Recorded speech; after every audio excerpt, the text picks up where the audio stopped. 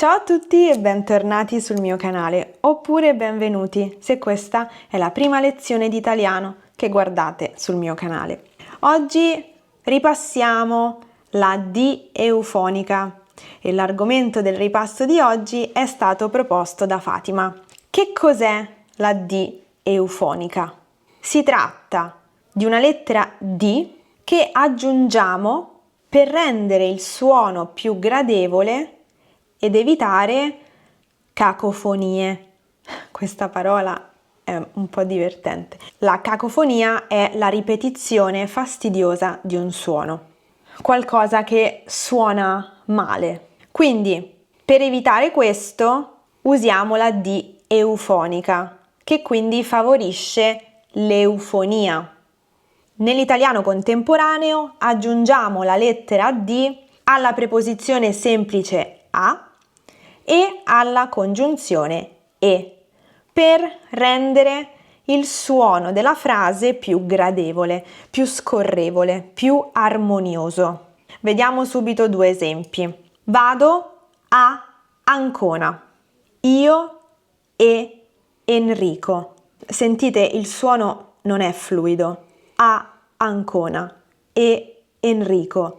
Quindi questi sono proprio i due casi in cui noi aggiungeremmo la D eufonica per dire ad Ancona ed Enrico.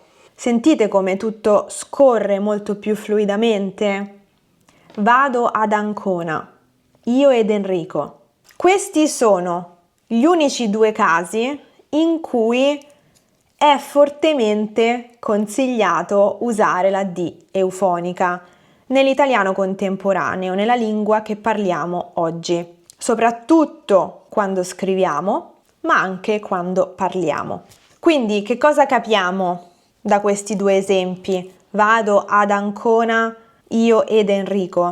Capiamo che per poter usare la D eufonica si devono susseguire due vocali uguali. Va bene? Quindi A, E. Usare la D eufonica quando ci sono due vocali che però non sono uguali risulta pesante, sia nella lingua scritta sia nella lingua parlata. Quindi usiamo la D eufonica solamente quando è strettamente necessaria, cioè quando ci sono due vocali uguali, ma non tutte le vocali, solamente la A e la E quindi solamente quando la preposizione semplice a è seguita da un'altra a e la congiunzione e è seguita da un'altra e. Quindi, per esempio, vi faccio un esempio di quando non usare la D eufonica perché appesantisce. Per esempio, io ed Alessandro risulta pesante. Sì, abbiamo due vocali, ma sono diverse.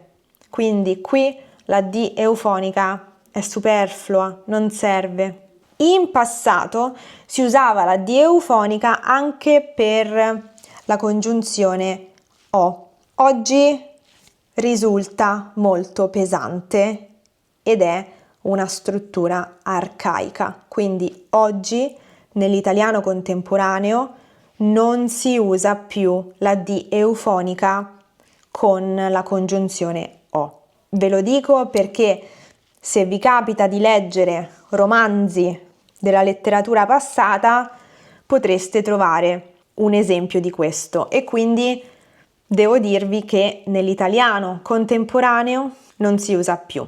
Va bene? Veniamo però alle eccezioni, cioè ci sono delle strutture che si sono lessicalizzate, cioè che sono diventate fisse, perché i parlanti le usano sempre così.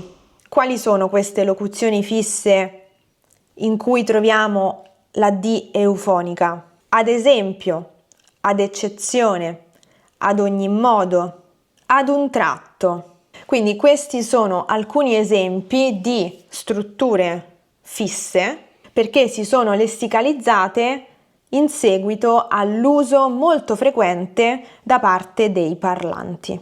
Fatemi sapere nei commenti qui sotto se avete dubbi o domande Io vi ringrazio per aver seguito anche questa lezione e vi do appuntamento alla prossima. A presto!